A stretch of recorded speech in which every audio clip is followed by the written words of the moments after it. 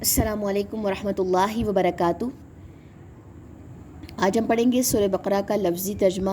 آیت نمبر 172 سے۔ چلیں جی سٹارٹ کرتے ہیں۔ اعوذ باللہ من الشیطان الرجیم، بسم اللہ الرحمن الرحیم۔ یا ایہا الذین، اے لوگو جو آمنو ایمان لائے ہو، کلو کھاؤ تم، من طیباتی پاکیزہ چیزوں میں سے، ما جو رزقناکم عطا کی ہم نے تمہیں، وشکرو اور شکر کرو، للہ اللہ کا، ان اگر کنتم ہو تم، ایاہو صرف اسی کی، تعبدون تم عبادت کرتے۔ انما بے شک، حرما اس نے حرام کیا ہے، علیکم تم پر، المیتتا مردار، والدما اور خون، ولحما اور گوشت، الخنزیری خنزیر کا، وما اور جو، اہلا پکارا گیا، بہی اس کو، لغیری واسطے غیر، اللہ کے، فمن تو جو کوئی، اضطرا مجبور کیا گیا، غیرہ نہ، باغن سرکشی کرنے والا ہو، ولا اور نہ، عادن حد سے بڑھنے والا ہو، ولا فلا تو نہیں، اثما کوئی گناہ، علیہ اس پر، انا بے شک،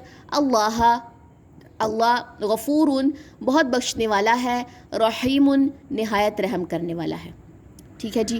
میرے خیال میں 2 آیتیں کافی ہیں۔ ویکیبلری نیو آ رہی ہے، اب دوسرا پارا ہے، تھوڑی سی ویکیبلری ٹف ہوگی، تھوڑا تھوڑا پڑھاؤں گی تاکہ ایزیلی آپ لوگوں کو ترجمہ جو ہے وہ یاد ہو جائے۔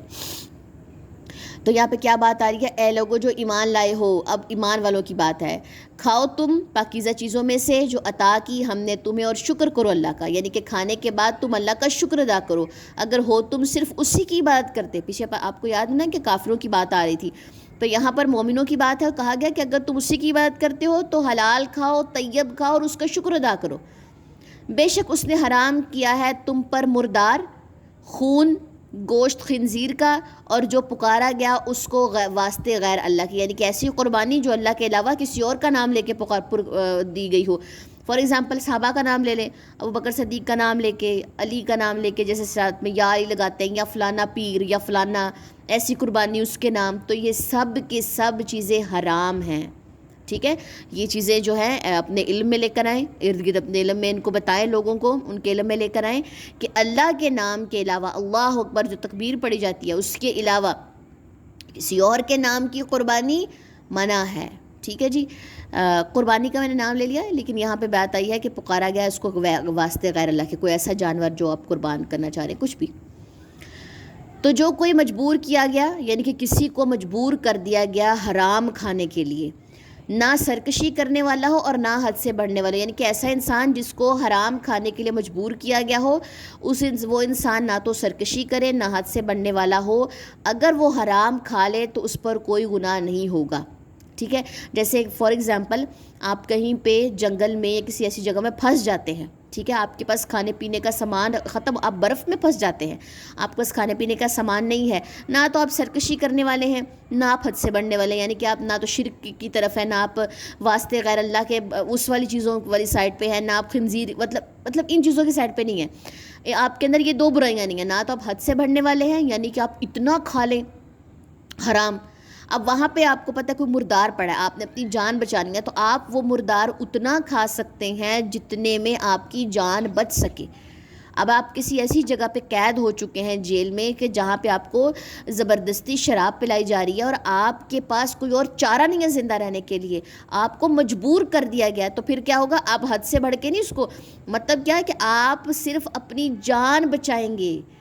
آپ بھوکے مر رہے ہیں اور آپ کے سامنے حرام پڑا ہے، تو صرف اتنی مقدار لی جائے گی جس میں جان بچ سکے اور وہاں سے بھاگا جا سکے۔ ٹھیک ہے، تو نہ تو وہ انسان سرکشی کرنے والا ہو نہ حد سے بڑھنے والا ہو، تو نہیں کوئی گناہ اس پر کہ وہ اس میں سے حرام کی کوانٹٹی میں سے کوئی چیز لے۔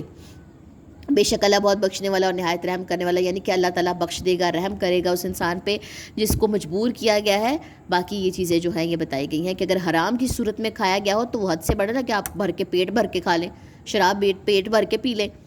خنزیر کا گوشت ہے پیٹ بھر کے کھا لیں کہ جی ہمیں تو مجبور کیا گیا، تو یہ چیزیں نہیں آتی اس کیٹیگری میں۔ ٹھیک ہے جی، اب ان کی تلاوت دیکھ لیتے ہیں۔ یا ایہا الذین آمنوا کلوا من طیبات ما رزقناکم، واشکروا للہ ان کنتم ایاہ تعبدون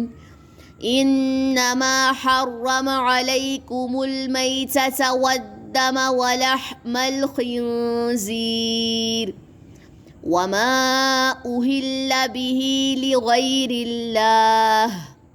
فمن اضطر غير باغ ولا عاد فلا إثم عليه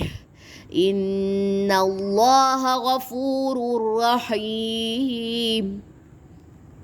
سبحانک اللہم وبحمدک اشہد ان لا الہ الا انت استغفرک واتوب الیک۔ السلام علیکم ورحمۃ اللہ وبرکاتہ۔